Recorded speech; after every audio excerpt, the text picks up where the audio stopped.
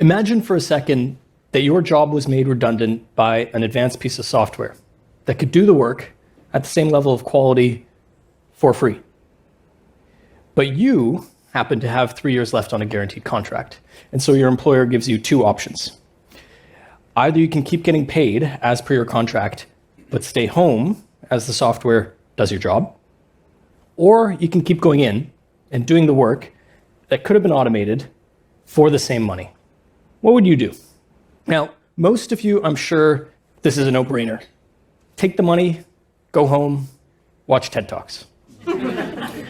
But there's always some who would choose to keep working. What do you think of those people? What does it say about their character? This is the scenario about a hypothetical medical scribe named Jeff that we gave to our research participants. For half the people in the study, the story ends with Jeff choosing to go home, and for the other half, it ends with him choosing to keep working. And then we asked everybody what they thought of Jeff. Those who heard about the Jeff who kept working saw him as less competent.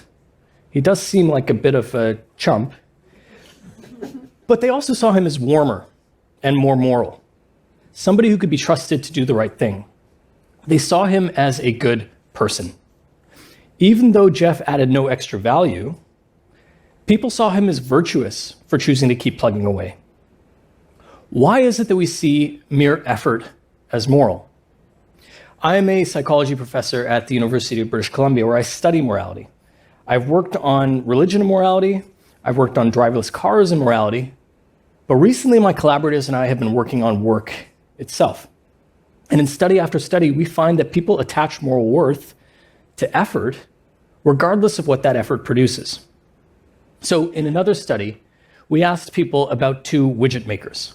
They produce the same number of widgets in the same amount of time at the same level of quality, but for one of them, it takes a lot more effort to do so. People see that harder working widget maker as, again, less competent, but again, more moral. And if you had to choose just one of those two as a cooperation partner, you would choose the one who struggles. We call this effort moralization. And it doesn't appear to just be a North American thing.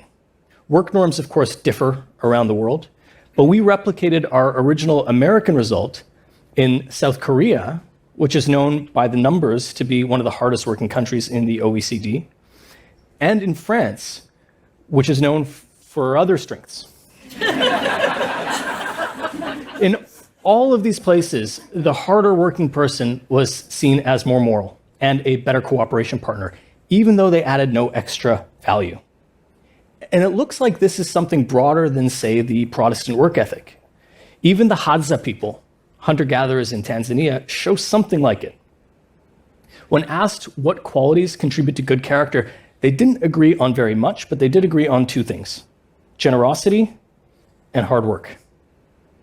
So this intuitive connection between effort and morality doesn't appear to be the quirk of any one culture, but potentially something very deep indeed. Now, effort moralization makes sense at the individual level. Somebody who's willing to show that they will put effort into even meaningless tasks, maybe even especially into meaningless tasks, is somebody who's more likely to help you out.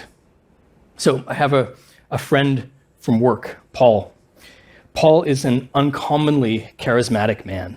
Paul wears stylish pairs of raw denim jeans, and Paul buys expensive bars of soap, $60 bars of soap. And Paul is one of those types who wakes up every morning and goes running.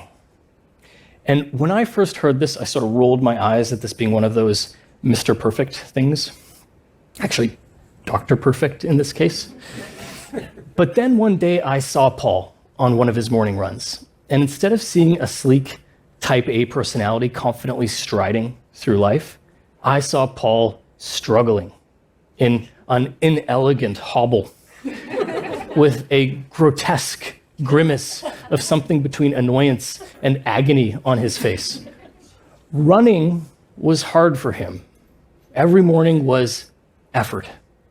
And the person who's willing to wake up for that day after day is the kind of person you want in your corner. And Paul is in mine.